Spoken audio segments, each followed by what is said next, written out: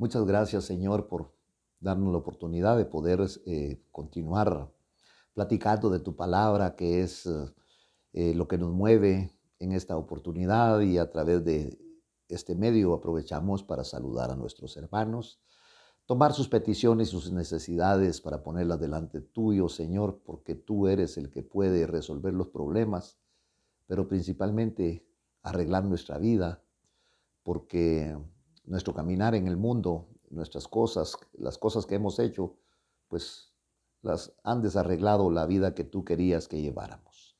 Saludamos a todos en el nombre de Cristo Jesús y pues vamos a orar para que Dios nos hable en el nombre de Jesucristo. Padre, te damos gracias una vez más y estamos contentos, estamos felices de poder nuevamente hablar de tu palabra porque ni siquiera sabemos cuántas personas van a estar interesados en escucharlas, pero a nosotros nos está llenando de vida.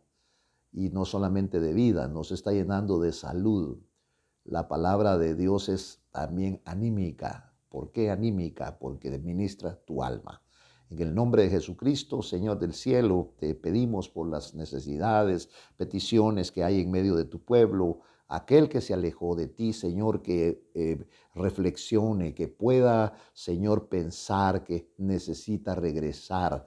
Tú dijiste algo, Juan capítulo número 15, versículo 5, les dijiste algo a tus discípulos y esta oportunidad yo quiero decírselo a usted porque separados de mí nada podéis hacer.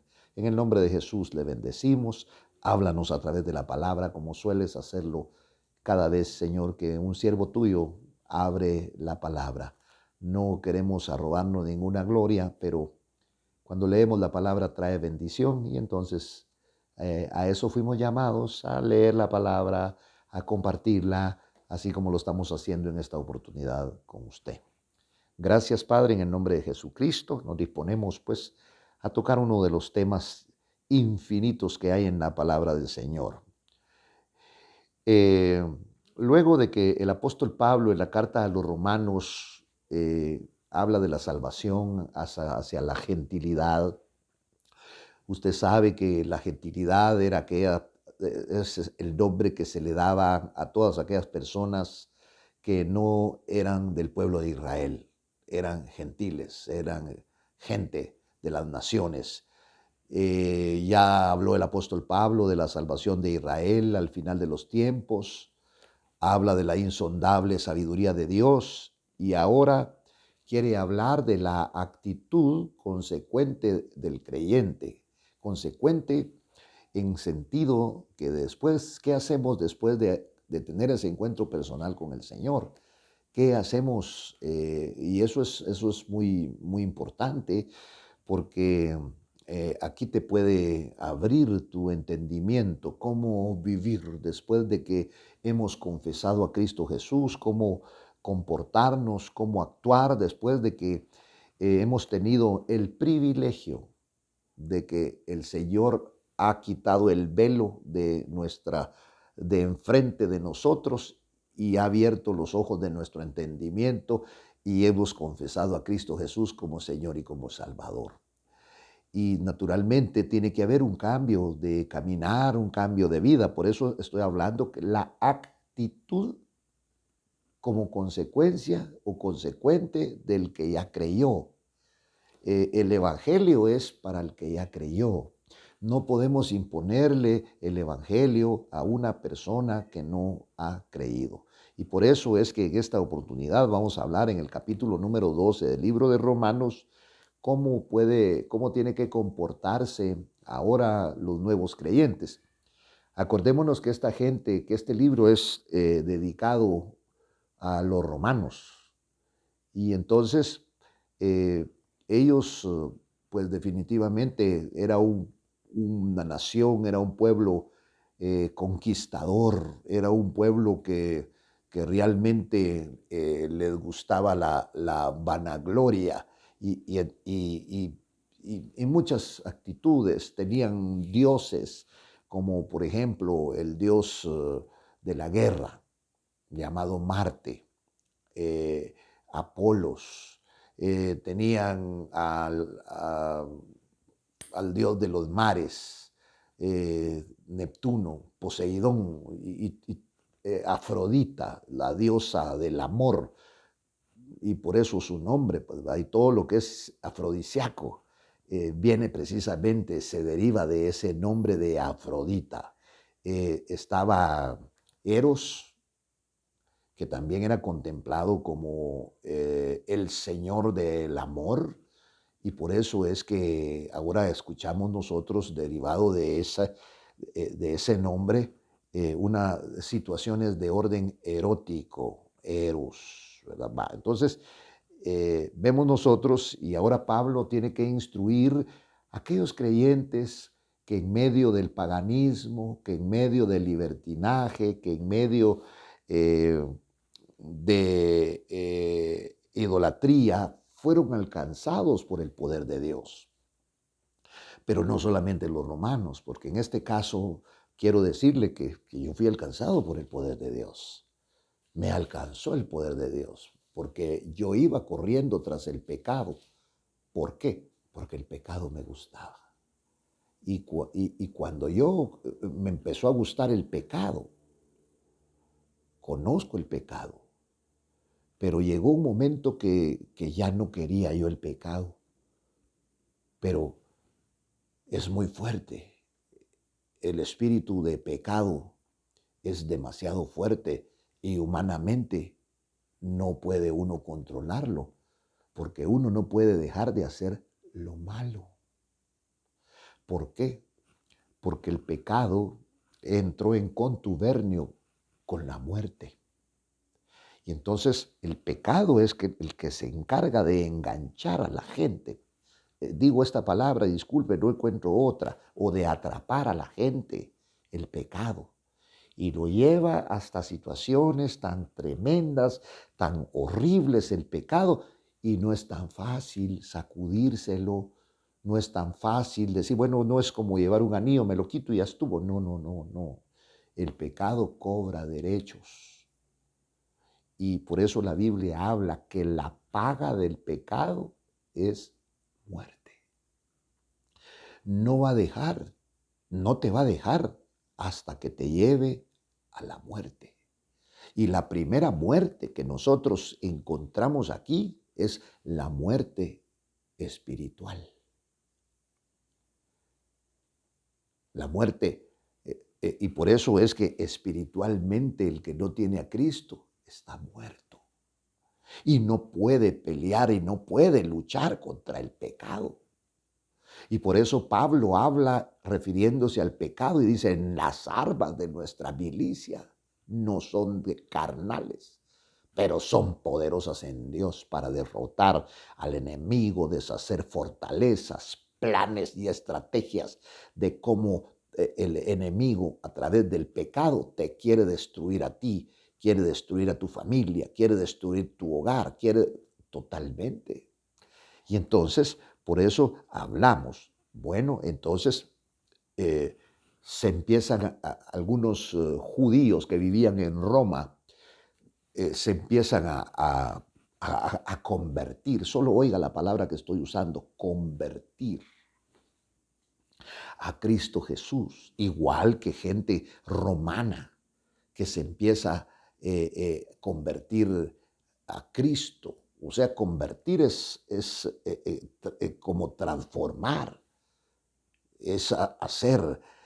Por eso hoy en día hay unos muñequitos que le llaman Transformer, que tienen una apariencia y usted los puede convertir. Son un robot y lo puede convertir en un carro, en un avión, en un helicóptero, etc. Y entonces ahora el apóstol Pablo está feliz, pero tiene que, no basta con que usted confiese a Cristo Jesús como Señor y como Salvador. Y lo digo, no basta en un sentido para poderme dar a entender, porque realmente el Señor es poderoso, pero nos traza un camino. Porque si usted confiesa a Cristo, pero no entra en este camino, no camina, Cristo es el camino, usted tiene que caminar por ese camino y hacer lo que Él dice. Por eso es que al Evangelio tenemos que venir derrotados, sin fuerza, fracasados. Porque cuando uno está fracasado, ¿cómo es de obediente? Hace lo que le están diciendo para salir de ese fracaso, aquellos que le están ayudando. Y entonces eso es el primer paso, es confesar a Cristo como Señor y como Salvador. Porque con el corazón se cree para justicia, pero con la boca se confiesa para salvación. No importa ahorita en este momento la religión, pero aquí no estamos hablando de religión, sino estamos hablando de una relación con Cristo. Entonces, para poder entrar a esta relación, usted tiene que confesar a Cristo como Señor y como Salvador, porque con el corazón se cree para justicia y con la boca se confiesa para salvación. Muy bien, usted ya lo hizo, yo ya lo hice, pero ahora ¿qué hago? Cuando usted lo inscribieron por primera vez, lo llevaron sus padres a la escuela, al colegio, usted entró a primero, antes no habían parvulitos, nos metieron a primero, pero ahí nos empezaron a enseñar. No basta con que nos inscribieron, sino tuvimos que aprender lo que nos enseñaba el maestro o la maestra. Por eso ahora viene el apóstol Pablo y les quiere indicar, porque ya después de confesar a Cristo Jesús como Señor y como Salvador, ahora empieza el caminar, un caminar. Mire, comienza la práctica. Y entonces el creyente, como consecuencia de haber confesado a Cristo como Señor y como Salvador, va a empezar a caminar no como dicen los hombres, porque nos dejó un manual. Mire, así como un vehículo trae un manual, y usted no le va a echar gasolina donde le tiene que echar aire, es decir, en las llantas. No, le indica dónde está en el manual el tanque de la gasolina. Ahora traen un relojito los vehículos y ahí se va viendo cuando le va faltando combustible. Usted pasa al lugar donde se le echan combustible y se va. Usted hace lo que el manual le dice. Entonces, el Pablo trata aquí de establecer, digamos, un manual, porque yo confesé a Cristo y ahora ¿qué hago? ¿Qué voy a hacer? Solo con inscribirme no voy a aprender.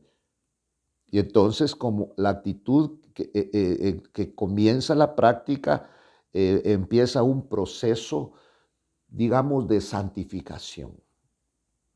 ¿Qué es santificación? Santificación es apartarse. ¿Por qué no funciona el evangelio en algunos?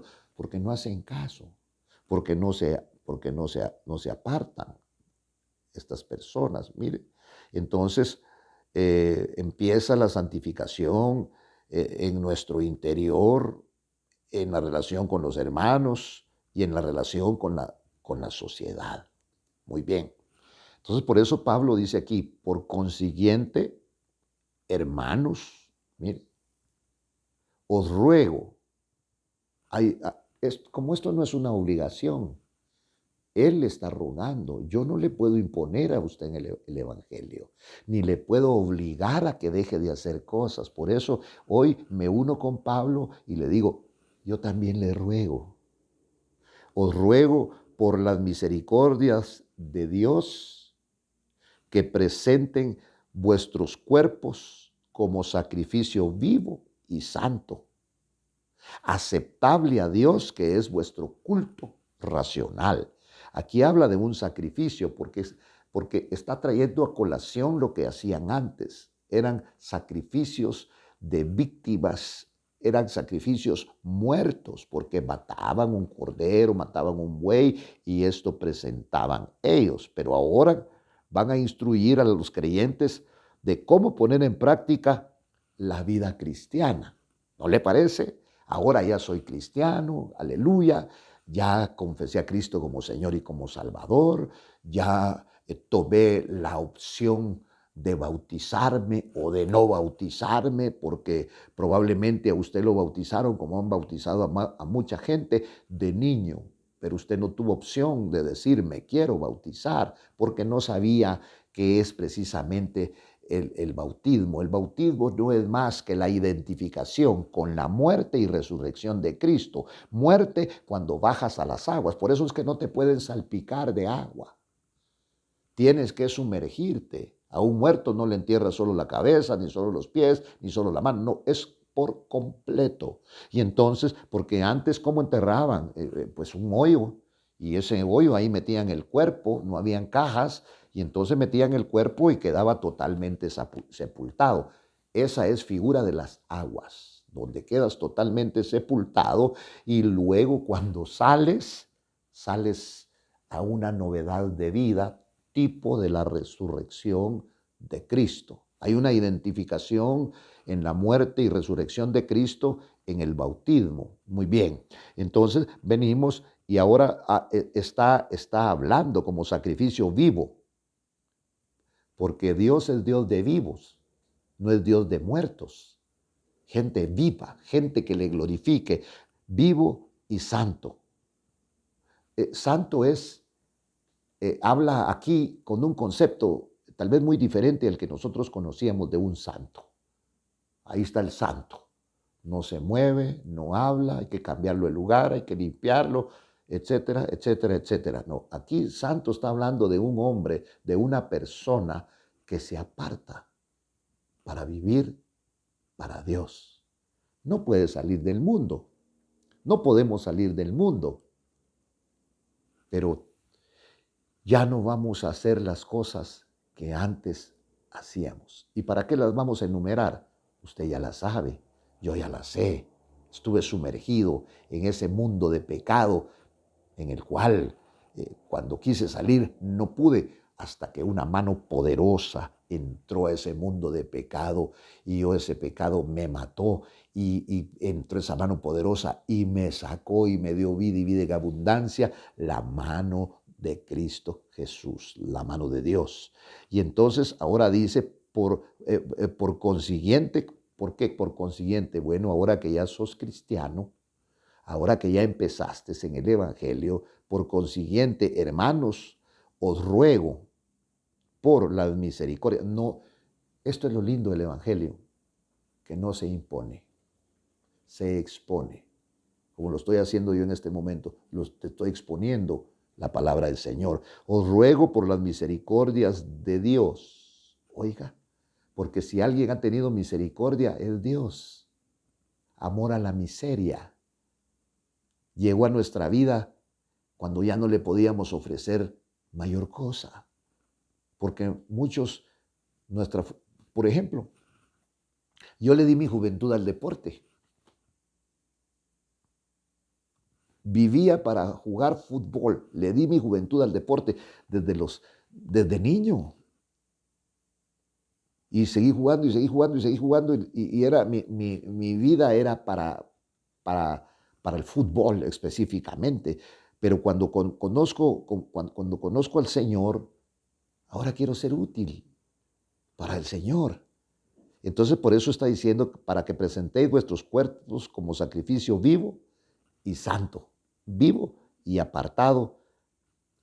Eso va a ser aceptable a Dios y este es vuestro culto con la razón, culto racional, porque aplaudimos, porque gritamos gloria a Dios, porque todos gritan gloria a Dios, aplaudimos porque todos aplauden. No, ahora entendemos que toda la gloria y toda la honra es para el Señor. Antes aplaudíamos a los hombres, celebrábamos a las estrellas de cine, celebrábamos a las estrellas deportivas, teníamos sus fotos y había una celebración. Pero cuando nos quita la venda de los ojos a través de este evangelio bendito, ahora nosotros celebramos a Cristo. Ahora glorificamos, porque dice, todo lo que respira, alabe a Jehová.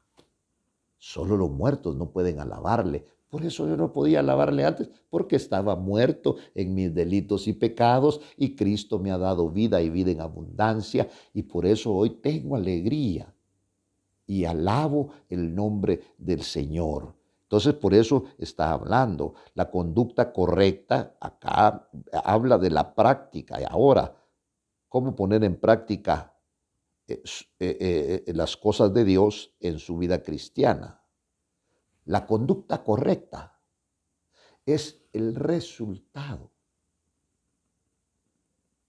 del Evangelio. Por eso es que tal vez usted dijo, no, yo no quiero ser cristiano porque yo vi a fulano, yo vi a... Sí, porque están caminando incorrectamente. La conducta correcta es el resultado lógico de la salvación y de que el creyente entiende su posición en Cristo. Porque es la posición del creyente en Cristo Jesús es para la alabanza de su gloria. Mire, entonces, por eso habla de las misericordias que Dios presentó. Dice acá, mire, ruego por las misericordias de Dios que presentéis. Bueno, a causa definitivamente del amor, de la compasión demostrada en la salvación ofrecida por medio de Cristo, una salvación inmerecida, inmerecida. Es como un perro que anda en la calle y ese perro anda con giote y ese perro está todo descuidado, todo sucio y usted lo agarra, lo mete a su casa, lo cura, lo baña, le da de comer, le da una vida diferente. Ese perro cada vez que le ve, le mueve la cola. Ese perrito cada vez que lo ve a usted, se alegra de verlo. Quisiera hablarle y decirle, muchas gracias. Saca la lengua, le lame las manos y se alegra. Lo huele a usted cuando viene por la esquina y empieza a ladrar porque está agradecido profundamente con usted. No puede decir gracias porque no habla, pero con sus actitudes manifiesta que ahora a él tiene un amor hacia usted porque fue una persona que lo levantó prácticamente de la muerte y ahora le ha dado una calidad de vida. Eso es lo que ha hecho Dios con nosotros. Eso es lo que hace Dios con el creyente. Entonces, a causa que presentéis, dice, habla de las misericordias de Dios y que presentéis la misericordia. Y entonces ahora yo sé que estas manos que sirvieron para robar, que sirvieron para hacer cosas malas, ahora las voy a utilizar para la gloria y para la honra de Dios. Esta boca de la cual salían epítetos vulgares, que no tenían respeto de hablar esas cosas inmundas que conocemos, habiendo gente, mujeres, que habían niños, familia, hombres maduros, pero ahora que Cristo Jesús ha llegado a nuestra vida, entonces habla que esas son las misericordias de Dios. Entonces ahora como resultado de esto que presentemos, dice acá, que presentéis vuestros cuerpos como sacrificio vivo, porque antes llevaban cuerpos pero muertos, un toro, una vaca degollada, no, ahora vivos, dice aquí, mire, ¿a causa de qué? A causa de la compasión demostrada en la salvación ofrecida por medio de nuestro Señor Jesucristo. Porque yo, porque usted, porque todo aquel que no tiene a Cristo, la Biblia dice que estábamos muertos.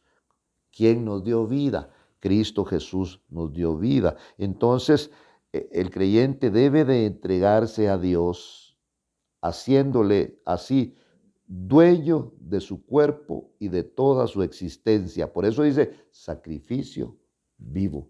Aquí estoy, Señor. Y Dios no te va a poner cosas que tú no puedas hacer, sino lo que el Señor hace y a través de la palabra dice, despiértate, tú que duermes, levántate entre los muertos y te alumbrará Cristo. Nos habla de un caminar diferente. Entonces, a diferencia del sacrificio que antes hacían, como le estaba compartiendo, animales muertos, el creyente se ofrece en vida. Y yo le doy gracias a Dios porque me he ofrecido a Él. Yo no puedo predicar como predican aquellos grandes teólogos. Yo soy una persona que viene de la calle, que leo la palabra, que el Señor me abre el entendimiento. Y entonces, agradecido con el Señor es que yo estoy platicando con usted. Entonces, a diferencia de animales muertos, ahora un sacrificio vivo. El creyente se ofrece en vida y es más, en novedad de vida. ¿Qué estoy hablando? En una nueva vida. ¿Por qué en una nueva vida? Porque al bautizarme me morí al pecado. Fíjese. Morí al pecado y cuando salgo resucito, como lo hizo Cristo. Y esto lo podemos ver un poquito aquí mismo en este libro de Romanos, en el capítulo número 6. Permítame que podamos nosotros hablar un momentito sobre estas cosas. En el versículo 3 dice, ¿o no sabéis que todos los que hemos sido bautizados en Cristo Jesús, mire, hemos sido bautizados en su muerte? Por eso es que nos bautizan en el nombre del Padre, del Hijo y del Espíritu Santo, o ya bien en el nombre del Señor Jesucristo, según lo que está diciendo aquí. Entonces, hemos sido bautizados en Cristo Jesús, hemos sido bautizados en su muerte. Por tanto, si hemos sido sepultados con Él por medio del bautismo para muerte, a fin de que como Cristo resucitó de entre los muertos, por la gloria del Padre, así también nosotros andemos en novedad de vida, una nueva vida. Mire, porque si hemos sido unidos a Él en la semejanza de su muerte, ciertamente lo seremos también en la semejanza de su resurrección. Sabiendo esto, que nuestro viejo hombre fue crucificado con Él, fue muerto con Él, para que nuestro cuerpo de pecado fuera destruido, a fin de que ya no seamos esclavos del pecado. Cristo nos libertó. Yo era esclavo del pecado, pero Cristo me libertó. Y por eso yo le debo a Cristo. Perdonen y no se van a enojar conmigo los alcohólicos anónimos, pero yo no le debo nada a Alcohólicos Anónimos ni al programa, porque ese programa era un programa que era eminentemente espiritual. Lo único que ahora hacen es dejar de beber y las demás cosas. Mi problema no solamente era la bebida. Cuando yo me vi realmente lo que era, tenía la bebida, pornografía, mentira, odio, envidia, resentimiento y todas esas cosas. Estaba curtido. Entonces tú tenías que ir a un grupo para resentidos, tenía que ir a un grupo para envidiosos, tenía que ir a un grupo para egoístas, tenía que ir a un grupo mentirosos, tenía que ir a un grupo de dejar de tomar, tenía que ir a otro grupo. No me iba a alcanzar el tiempo. Vine a Cristo y Cristo Jesús quitó todas mis ansiedades cuando perdonó mis pecados y yo lo confesé como mi Señor y como mi Salvador. Entonces, por eso dice, bueno, no voy a poder concluir yo con este tema en esta oportunidad, pero le quiero invitar para la próxima oportunidad. Vamos a seguir hablando de todo esto porque es algo muy interesante y esto me lo está refrescando el Señor. Mientras nos volvemos a ver, quiero decirle que el Señor le bendiga, le dé mucha vida y que usted realmente pueda volver a los caminos del Señor. Y si usted no tiene a Cristo, confiese a Cristo Jesús como Señor y Salvador. Él va a arreglar su hogar, Él va a arreglar su economía y Él precisamente lo primero que va a hacer es salvarle. Gracias, Padre, En el nombre de Jesucristo, les saludamos cordialmente, esperando reunirnos nuevamente con usted en una próxima oportunidad.